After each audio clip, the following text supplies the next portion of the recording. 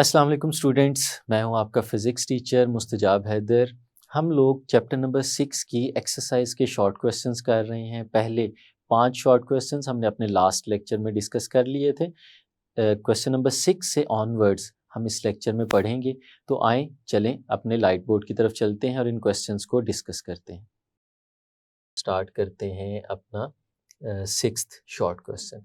बड़ा ही interesting short question है। देखें, आपके सामने स्टेटमेंट लिखी है, person is standing near a fast moving train, is there any danger that he will fall towards it. एक इंसान है जो एक तेज़ी से मूव करती हुई ट्रेन के पास खड़ा है और क्वेश्चन ये पूछा जा रहा है, क्या कोई ऐसा खतरा तो नहीं है कि वो पर्सन उस ट्रेन की तरफ गिर जाए। तो हम इसको थोड़ा सा एक्सप्लेन करते हैं यहाँ पे। लेट्स सपोज ये आपके पास एक ट्रैक है, जिस ट्रैक के ऊपर आपकी ट्रेन मूव करते हुए आगे की तरफ जा रही है और एक पर्सन है जो इस जगह पे खड़ा हुआ है। ये हम उनका टॉप व्यू देख रहे हैं, ऊपर से देख रहे हैं। अगर ये ट्रेन बड़ी ज़्यादा स्पीड से मूव करती हुई, अगर हम इस प्लेन को सामने रखें तो डाउनवर्ड्स डायरेक्शन में मूव करती है। ये जैसे मैंने बताया, ये आपका टॉप व्यू है, हम ऊपर से देख रहे हैं। तो आपकी अगर ट्रेन मूव करते हुए आगे की तरफ जाती है इस डायरेक्शन में, तो हमें पता है कि ये जो पर्सन यहाँ पे खड़ा है और जो ट्रेन है, इन दोनों के दरमियान में एयर मौजूद है। अब जब ट्रेन मूव करेगी तो ट्रेन की मूवमेंट से क्या होगा? अपने साथ-साथ, क्योंकि एक फास्ट मूविंग ट्रेन है, तो वो अपने साथ अपने इर्द-गिर्द मौजूद एयर को भी ड्रैग करते हुए साथ-साथ आगे की तरफ ले जाएगी। तो होगा क्या कि इस पर्सन और इस ट्रेन के दरमियान में जो एयर मौजूद है, वो भी ट्रेन के साथ ड्रैग होते हुए आगे की तरफ मूव करना शुरू कर देगी। तो अब अगर आप इमेजिन करें तो आप कह सकते हैं कि ये जो पर्सन और ट्रेन के दरमियान वाला हिस्सा है और एक जो पर्सन के इस तरफ वाला हिस्सा है, इन दोनों के दरमियान में एयर की स्पीड्स के दरमियान में फ़र्क आ जाएगा। यहाँ पे अगर एयर की स्पीड को v1 कहूँ और यहाँ पे एयर की स्पीड को v2 का नाम दें, तो v1 डेफ़िनेटली v2 से बहुत ज़्यादा होगी। तो स्पीड जहाँ पे ज़्यादा हो जाती है, हम लोगों ने सीखा था बर्नौलीज़ थ्योरम की एप्लीकेशन के अंदर, क्या? Where the speed is high,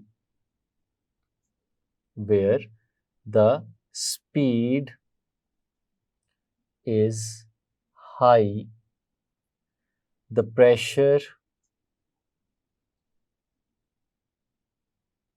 will be low. जहाँ स्पीड ज़्यादा हो जाएगी वहाँ पे प्रेशर कम हो जाएगा। तो इसका मतलब ये हुआ कि अगर हम लोग यहाँ पे P1 प्रेशर कंसीडर करें और यहाँ पे P2 प्रेशर कंसीडर करें, तो P1 स्पीड के ज़्यादा होने की वजह से कम हो जाएगा और P2 प्रेशर ज़्यादा हो जाएगा। तो वो जो एयर ज़्यादा प्रेशर वाले रीजन में मौजूद है, वो एक फ़ोर्स एक्सर्ट कर सकती है आपके इस पर्सन पे जो ट्रेन के करीब खड़ा है। तो ये वो फोर्स जो है और वो जो प्रेशर है, वो इस पर्सन को ट्रेन की तरफ धकेल सकता है और ये बंदा ट्रेन पे गिर सकता है। तो क्वेश्चन क्या था? A person is standing near a fast moving train, is there any danger that he will fall towards it? तो इसका आंसर क्या होगा? जी बिल्कुल, ये जो पर्सन है ये वाकई ही ट्रेन की तरफ गिर सकता है। क्यों? क्योंकि ट्रेन और पर्सन के दरमियान में जो स्पीड ऑफ फ्लूइड है वो ज़्यादा है और वहाँ पे प्रेशर कम है as compare to the back side of the person. तो हम लोग इसके आंसर में क्या कह सकते हैं कि ये स्टेटमेंट है जो हम बेस बनाते हैं अपने आंसर को। Yes, the person is in danger to fall towards the train because the pressure between the person and the train is low because of the high speed of air between them.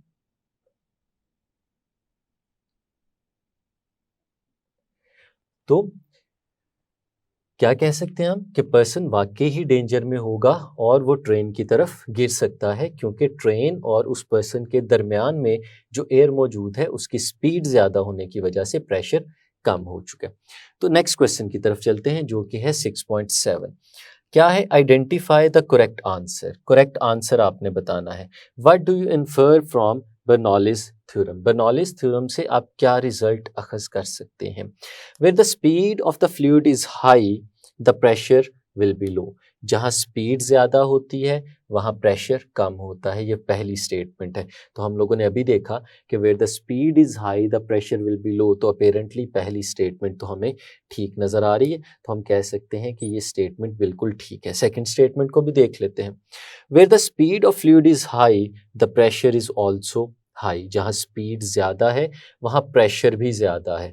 तो ये तो Bernoulli's theorem के against जाती है, इस वजह से हम इसको करेक्ट कंसीडर नहीं कर सकते। और जो थर्ड स्टेटमेंट हमें नज़र आ रही है, this theorem is valid only for turbulent flow of the liquid. अब यहाँ पे ये दो जगहों पे वायलेट करती हुई नज़र आ रही है।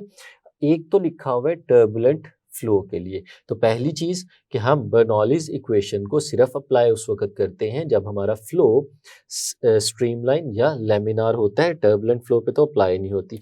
और दूसरा लिक्विड, लिक्विड नहीं, हम इसको हर फ्लूइड के लिए अप्लाई कर सकते हैं। तो इसका मतलब है कि ये वाली स्टेटमेंट भी इनकरेक्ट है। तो हमारी सिर्फ एक स्टेटमेंट यहाँ पे करेक्ट हुई, वो कौन सी थी? Where the speed of the fluid is high the pressure will be low. तो ये आपको एमसीक्यूज के लिए भी पता होना चाहिए। नेक्स्ट क्वेश्चन की तरफ चलते हैं 6.8। Two robots moving parallel in the same direction are pulled towards each other, explain. वो कहता है दो बोट्स हैं जो एक ही डायरेक्शन में मूव करते हुए आगे की तरफ जा रही हैं, और क्या होता है, वो एक दूसरे की तरफ पुल्ड हो जाती हैं, एक दूसरे की तरफ खींची चली जाती हैं। इसकी क्या वजह है, एक्सप्लेन करें। लेट्स सपोज हमारे पास दो बोट्स हैं। ये मैं आपके सामने एक बोट बना रहा हूँ। ये एक बोट है और इसके पैरेलल ही कुछ और फासले पे एक और बोट भी मौजूद है। ये दो बोट्स हैं और ये दोनों boats let's consider according to the situation given here कि ये एक ही डायरेक्शन में मूव कर रही है। ये वाली बोट भी इस तरफ मूव कर रही है और ये वाली बोट भी इस डायरेक्शन में मूव कर रही है। ये हम इन दोनों बोट्स का टॉप व्यू देख रहे हैं, जिसमें दोनों बोट्स एक ही डायरेक्शन में आगे की तरफ मूव करती जा रही हैं। और जाहिर सी बात है ये बोट्स वाटर के अंदर मूव कर रही होंगी, पानी में मूव करते हुए आगे की तरफ जा रही होंगी। अब होगा क्या, इमेजिन करें कि ये वाली बोट जब लिक्विड में से मूव करेगी तो उस लिक्विड की मोशन पे क्या इफेक्ट डालेगी। आप इसको इस तरह से देख सकते हैं कि अगर आप एक पानी के पूल के अंदर मौजूद हो, स्विमिंग पूल में आप मौजूद हो, और आप अपनी बॉडी का 3/4 हिस्सा जो है पानी के अंदर लेके पानी को धक्का लगाते हुए आगे की तरफ मूव कर रहे हो, यानी आप पानी में से आगे की तरफ मूव कर रहे हो। तो जब आप पानी में से चलते हुए आगे की तरफ मूव करेंगे तो आप ये चीज़ कंसीडर करेंगे, आपको ये चीज़ नज़र आएगी, ऑब्जर्व करेंगे कि पानी भी आपके साथ थोड़ा थोड़ा वेव्स की शक्ल में आगे की तरफ मूव कर रहा है। यानी जब आप पानी में से मूव करेंगे, आगे की तरफ जाएंगे, तो आप पानी के कुछ हिस्से को अपने साथ ड्रैग करते हुए आगे की तरफ ले जाएंगे। बिल्कुल उसी तरह से जैसे ये ट्रेन जब एयर में से मूव करते हुए आगे की तरफ जा रही थी, तो अपने साइडों से जो कुछ हवा थी उसको साथ में ड्रैग करते हुए आगे लेके जा रही थी। तो यही काम इधर भी होगा कि जब ये दो रोबोट्स आगे की तरफ मूव करेंगी, तो ये वाली रोबोट और ये वाली दोनों बोट्स जब आगे की तरफ जाएंगी तो अपने साथ मौजूद वाटर को भी ड्रैग करते हुए आगे की तरफ लेके चलती चली जाएंगी। अब जब वाटर भी इनके साथ ड्रैग होता हुआ आगे की तरफ जा रहा है, तो फिर दो जगहों पे हमने उस वाटर की मूवमेंट देखना। क्योंकि ये दो बोट्स एक दूसरे से कुछ फासले पे हैं, तो इनके दरमियान में जो लिक्विड या वाटर मौजूद है, उस वाटर को दोनों रोबोट्स खींच रही हैं।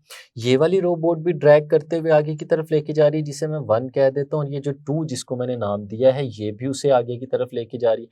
तो होगा क्या, तो इन दोनों रोबोट्स के दरमियान में जो वाटर है वो ज़्यादा स्पीड के साथ आगे की तरफ मूव करना शुरू कर देगा, क्योंकि दोनों बोट्स उसे ड्रैग करते हुए आगे लेके जा रही हैं। और अगर इनकी साइड की बात करें तो इस साइड पे सिर्फ एक बोट वाटर को ड्रैग कर रही है। इसका मतलब है यहाँ पे थोड़ी सी स्पीड तो बढ़ेगी, लेकिन जो दरमियान में स्पीड इंक्रीज हो रही है वो बहुत ज़्यादा है। तो हमें पता है कि जहाँ पे स्पीड ऑफ फ्लूइड या लिक्विड या इस केस में वाटर ज़्यादा हो जाती है, वहाँ पे प्रेशर कम हो जाता है। तो इस केस में फिर क्या होगा कि इन दोनों बोट्स के दरमियान वाले प्रेशर को अगर मैं P1 का नाम दे दूं और इन दोनों बोट्स के साइड वाले प्रेशर्स को अगर मैं P2 का नाम दे दूं, तो P1 क्योंकि दरमियान में स्पीड ऑफ फ्लूइड ज़्यादा है तो P1 कम हो गया होगा, तो बाहर वाला जो ज़्यादा प्रेशर है वो इस वाटर को, जो इसकी साइडों पे मौजूद है, वो इस वाटर को अंदर की तरफ धकेलेगा और दोनों बोट्स जो पैरेलल जा रही थी वो एक दूसरे की डायरेक्शन में पुल हो जाएंगी और देयर इज़ पॉसिबिलिटी कि वो पुल होके एक दूसरे से टकरा भी जाए। और यहाँ पे भी वही चीज़ यूज़ हुई, वेयर द स्पीड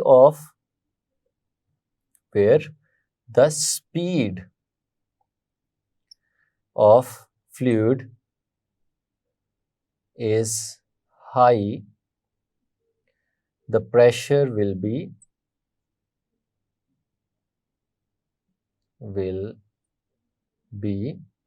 लो। तो हम इसके आंसर में भी ये स्टेटमेंट लिख सकते हैं और एक्सप्लेन कर सकते हैं कि दो रोबोट्स के दरमियान में लिक्विड की स्पीड ज़्यादा हो गई थी और साइडों पे स्पीड कम थी, इसलिए दरमियान में प्रेशर कम हो गया और साइडों वाले ज़्यादा प्रेशर ने उन दोनों बोट्स को एक दूसरे की तरफ धकेल दिया, इसलिए वो एक दूसरे की तरफ चली गई। तो ये तो था हमारा क्वेश्चन नंबर 8। अब चलते हैं अपने क्वेश्चन नंबर 9 की तरफ। क्या लिखा हुआ है? Explain how the swing is produced in a fast moving cricket ball. इस क्वेश्चन में कुछ कीवर्ड्स हैं जिनको आपको जहन में रखना है। एक तो लिखा हुआ है फास्ट मूविंग, कि आपका बॉल जो है वो तेजी से मूव कर रहा है, और दूसरी बात हो रही है क्रिकेट बॉल की। ये क्वेश्चन आपकी बुक में दिए गए एक और क्वेश्चन से थोड़ा सा डिफरेंट है। जब हम एप्लीकेशंस को देख रहे थे तो हमने सेकंड एप्लीकेशन जो बर्नौलीज थ्योरम की देखी थी, उसमें देखा था कि एक टेनिस बॉल के अंदर स्विंग किस तरह से प्रोड्यूस होती है। अक्सर स्टूडेंट्स ये मिस्टेक करते हैं कि वो जो टेनिस बॉल की स्विंग होती है उसी का आंसर यहाँ पे भी इसका आंसर में लिख देते हैं। तो ये बिल्कुल डिफरेंट सिनेरियोज हैं। टेनिस के बॉल में और फास्ट मूविंग क्रिकेट बॉल की स्विंग के अंदर बहुत ज़्यादा डिफरेंस होता है। अगर आप टेनिस बॉल की स्विंग को देखना चाहते हैं तो हम लोगों ने उसको पहले पिछले लेक्चर्स में एक्सप्लेन किया हुआ है, आप उस लेक्चर में जाके वो टेनिस बॉल की स्विंग को देख सकते हैं। यहाँ पे हम लोग जो बात करने जा रहे हैं वो फास्ट मूविंग क्रिकेट बॉल की बात करने जा रहे हैं। अब इसको यहाँ पे हम एक्सप्लेन करेंगे। आपको इसका थोड़ा सा बैकग्राउंड पता होना चाहिए। अगर आप क्रिकेट के बॉल को देखते हैं तो जो नॉर्मली क्रिकेट का बॉल होता है, उस बॉल के सेंटर में इस तरह से एक सीम होता है। नॉर्मली जो क्रिकेट का बॉल होता है वो लेदर का बना हुआ होता है, और लेदर के 2 पैचेस को या 4 पैचेस को जोड़ा जाता है आपस में एक थ्रेड की मदद से, एक धागे की मदद से, और वो जो धागे की ऊपर एब्रेजन्स होती हैं हम उसे सीम कहते हैं, इस तरह से करके। आप लोगों ने अगर क्रिकेट के मैचेस को देखा हो तो आपने उसमें देखा होगा कि जब भी बॉलर बॉल करने के लिए आता है और वो बॉल करता है बैट्समैन को, और उसके बाद बॉल वापस उस बॉलर को दी जाती है कि वो दोबारा से नई बॉल करे, तो आपने देखा होगा कि अक्सर कोई एक टीम मेंबर जो है वो एलोकेट किया गया होता है टीम कैप्टन की तरफ से कि जब भी बॉल एक दफ़ा डिलीवर कर दिया जाए तो उसके बाद वो बॉल को पकड़ता है किसी टॉवल की मदद से या अपने ट्राउज़र्स के साथ या किसी भी कपड़े के साथ उसको अच्छी तरह से रब करके उसे शाइन कर रहा होता है। तो आप लोगों को ये चीज़ पता होनी चाहिए कि वो जब भी शाइन करते हैं बॉल को, क्रिकेट के बॉल को, तो उसकी दोनों साइड्स को शाइन नहीं किया जाता। जैसे ये आपको सीम नज़र आ रहा है तो सीम की एक साइड और ये 2 साइड, किसी एक साइड को मार्क कर लिया जाता है और फिर उस मार्क्ड साइड को हमेशा शाइन किया जाता है और दूसरी साइड को रफ होने के लिए छोड़ दिया जाता है। चूँकि ये बॉल लेदर का बना हुआ है तो लेदर का बॉल जितनी दफ़ा बाउंस करेगा उतनी दफ़ा लेदर का कुछ हिस्सा थोड़ा सा रफ होना शुरू हो जाएगा। बिल्कुल उसी तरह से कि जैसे आप लेदर के शूज़ पहनते हैं तो आपको हर कुछ अरसे के बाद उन्हें पॉलिश करना पड़ता है, डेली भी पॉलिश करना पड़ता है। आप उन्हें पॉलिश करते हैं शूज़ को और उसमें चमक प्रोड्यूस कराते हैं, और अगर आप उन्हें पॉलिश ना करें तो वो शूज़ आहिस्ता आहिस्ता रफ़ होना शुरू हो जाते हैं। तो इस केस में भी यही होता है कि एक साइड को आप बहुत ज़्यादा शाइन करते हैं, उसको हमेशा चमकाते रहते हैं, कभी अपने ट्राउज़र के साथ रब करके, कभी टॉवल के साथ रब करके, कभी आपने देखा होगा कि वो अपना स्वेट पसीना जो होता है उसको बॉल के ऊपर लगा के उसे शाइन कर रहे होते हैं। तो बॉल की एक साइड को कंटिन्यूअसली शाइन किया जाता है और उसकी एक साइड को रफ होने के लिए छोड़ दिया जाता है। तो जो फास्ट मूविंग क्रिकेट बॉल है, इसमें जो स्विंग है वो सिर्फ उस वक्त प्रोड्यूस होती है जब आपने उस बॉल को अच्छी तरह से तैयार कर लिया हो, यानी उसकी एक साइड बहुत ज़्यादा शाइनी हो और उसकी एक साइड के ऊपर रफ पैचेस बन गए हों। अगर एक साइड पे रफ पैचेस होंगे और एक साइड शाइनी होगी और इस क्रिकेट बॉल को बहुत तेज़ी से आगे की तरफ फेंका जाएगा, तो उसकी मूवमेंट से क्या होगा? जब ये एयर की स्ट्रीम लाइंस में से मूव करते हुए आगे की तरफ जाएगा, तो आप इस चीज़ को ऑब्जर्व कर सकते हैं कि स्ट्रीम लाइंस कुछ इस तरह से बन रही होंगी। वो जो शाइनी साइड आपको नज़र आ रही है, उस शाइनी साइड पे स्ट्रीम लाइंस को डिस्टर्ब करने का कोई ज़रिया मौजूद नहीं है। स्ट्रीम लाइंस एक दूसरे के करीब-करीब रहेंगी, बहुत स्मूथली पास करते हुए आगे की तरफ चल जाएँगी। लेकिन जो साइड आपकी रफ़ होगी, उस रफ़ साइड पे जो स्ट्रीम लाइंस होंगी, एक तो उनके दरमियान फ़ासला बहुत ज़्यादा हो जाएगा क्योंकि रफ़ पैचेज़ हैं। रफ़ पैचेज़ जो हैं वो एयर के मॉलिक्यूल्स को डिस्टर्ब करेंगे और उनकी स्ट्रीम लाइंस को एक दूसरे से दूर भेजते जाएँगे। और उससे होगा क्या? जो आपको शाइनी साइड नज़र आ रही है, वहाँ पे जो स्पीड है और जो रफ़ साइड पे आपको स्पीड नज़र आ रही है, उसमें एक डिफ़रेंस क्रिएट हो जाएगा। शाइनी साइड वाली स्पीड ज़्यादा हो जाएगी और रफ़ साइड वाली स्पीड कम हो जाएगी क्योंकि शाइनी साइड पे स्ट्रीमलाइंस एक दूसरे के करीब आ रही हैं। तो इस वजह से एक प्रेशर डिफरेंस भी क्रिएट हो जाएगा। हम लोग सीख चुके हैं कि जहाँ पे स्पीड ज़्यादा होती है, वहाँ पे प्रेशर कम हो जाता है। तो इस केस में यहाँ पे स्पीड ज़्यादा है, तो यहाँ पे अगर प्रेशर P1 और यहाँ पे प्रेशर P2 हम लोग कह दें, तो P1 कम हो जाएगा और P2 ज़्यादा हो जाएगा। और P2 ज़्यादा होने की वजह से हमारा बॉल जो है उस पे एक प्रेशर लगेगा और वो P1 वाली साइड पे मूव कर जाएगा, यानी बॉल आपका स्विंग कर जाएगा कम प्रेशर वाले रीजन में। यानी अगर आपके एक बॉलर ने बॉल अपने हाथ में पकड़ा हुआ है और उसकी एक साइड शाइनी है और एक रफ है और उसे थ्रो करता है बैट्समैन की तरफ, तो उसमें जिस साइड पे शाइन होगी उस साइड पे फ्लूइड की स्पीड ज़्यादा होने की वजह से बॉल मूव करते करते उस साइड की तरफ टर्न हो जाएगा, शाइनी साइड की तरफ मूव कर जाएगा, क्योंकि वहाँ पे प्रेशर कम है, रफ साइड पे प्रेशर ज़्यादा है। और इसके आंसर को अगर हम फिर एक्सप्लेन करें तो बिल्कुल इसी स्टेटमेंट के साथ एक्सप्लेन कर सकते हैं, where the speed of fluid is high the pressure will be low. और क्रिकेट के बॉल में हम एक साइड पे शाइन करने की वजह से उसकी स्पीड फ्लूइड की ज़्यादा कर देते हैं और रफ साइड पे स्पीड ऑफ फ्लूइड कम हो जाती है, जिस वजह से हमारा बॉल जो है वो शाइनी साइड की डायरेक्शन में मूव कर जाता है। आपने अगर क्रिकेट के मैचेस देखे हों तो बात पुराने दौर में जब बॉलर बॉल करने के लिए आते थे तो अक्सर वो अपने बॉल को अपने हाथों में छुपा के लेके आते थे।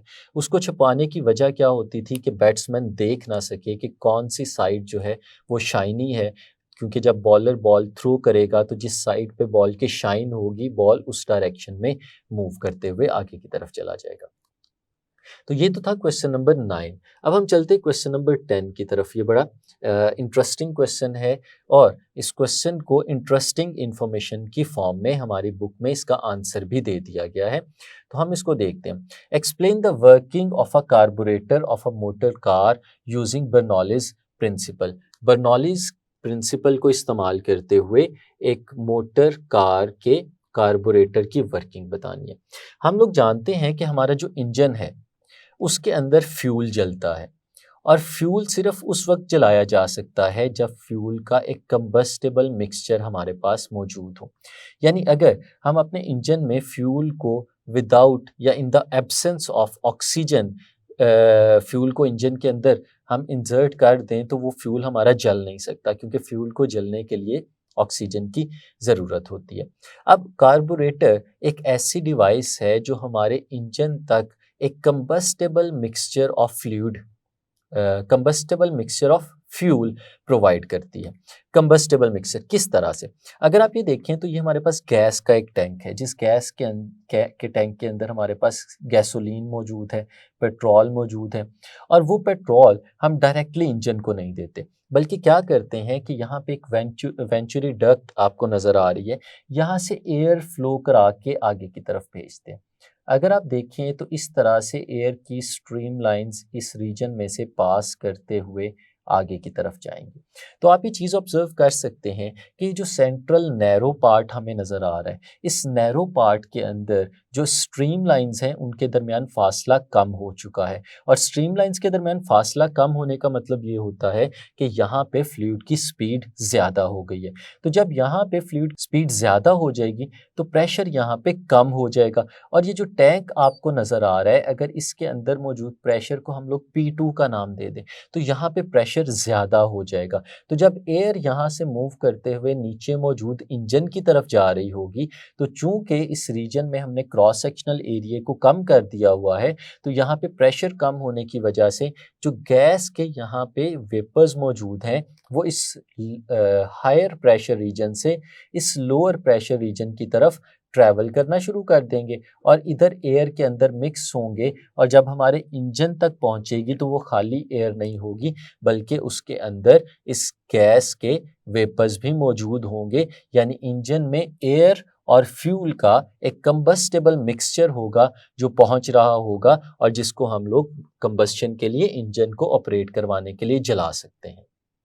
तो स्टूडेंट्स अपने नेक्स्ट शॉर्ट क्वेश्चन की तरफ चलते हैं। क्वेश्चन नंबर 11 है, for which position will be maximum blood pressure in the body having the smallest value. आपकी बॉडी का जो सिस्टोलिक प्रेशर है उसकी सबसे छोटी वैल्यू कब हो सकती है। तो 4 ऑप्शंस आपको दी गई हैं, स्टैंडिंग अपराइट यानी बिल्कुल सीधा हम खड़े हुए जैसे इस वक्त मैं खड़ा हूँ, सिटिंग पोजीशन के अंदर, लाइंग हॉरिजॉन्टली, या स्टैंडिंग ऑन वन हेड, या जैसे आप सर के बल खड़े होते हैं। तो इन 4 स्टेट्स में से कौन सी ऐसी स्टेट है जहाँ पे आपका सिस्टोलिक प्रेशर सबसे कम वैल्यू पे होता है।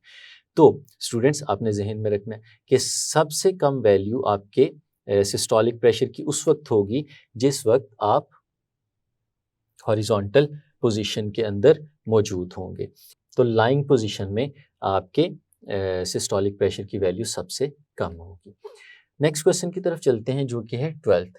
In an orbiting space station, would the blood pressure in the major arteries in the leg ever be greater than the blood pressure in the major arteries in the neck? वो कह रहा है अगर आप space station में चले जाएं और वहाँ पे जाके देखें कि लेग और नेक की जो मेजर आर्टरीज हैं क्या उसके ब्लड प्रेशर में कोई फ़र्क आएगा, कोई डिफरेंस आएगा। तो इसका आंसर बड़ा सिंपल है कि there will be no difference, it will be same, will be same in legs and neck और टांगों में वो सेम रहेगा। और इसकी रीज़न क्या है? इसकी रीज़न ये है कि एक स्पेस स्टेशन के अंदर हम लोगों ने अपनी फर्स्ट ईयर की बुक के चैप्टर नंबर 5 में ये चीज़ सीखी थी कि आप जब भी स्पेस स्टेशन के अंदर होते हैं तो वहाँ पे वेटलेस स्टेट में होते हैं, वहाँ पे आपकी वेटलेस स्टेट होती है। यहाँ यानी यहाँ वहाँ पे आपका जो अपेरेंट वेट है वो ज़ीरो हो जाता है, और अपेरेंट वेट ज़ीरो होने की वजह से वहाँ पे आपकी मेजर आर्टरीज चाहे वो लेग की हो चाहे वो नेक की हो, तो हर जगह पे आपका ब्लड प्रेशर सेम रहेगा। तो स्टूडेंट्स ये थे हमारे एक्सरसाइज के सारे शॉर्ट क्वेश्चंस। उम्मीद है आपको इन क्वेश्चंस की समझ आई होगी और आपने इस पूरे चैप्टर का ओवरव्यू भी इन सारे क्वेश्चन से समझ लिया होगा। तो आगे चलेंगे, नेक्स्ट लेक्चर्स में हम इस चैप्टर की एग्जाम्पल्स और न्यूमेरिकल्स को डिस्कस करेंगे। उस वक्त तक के लिए अल्लाह हाफिज़।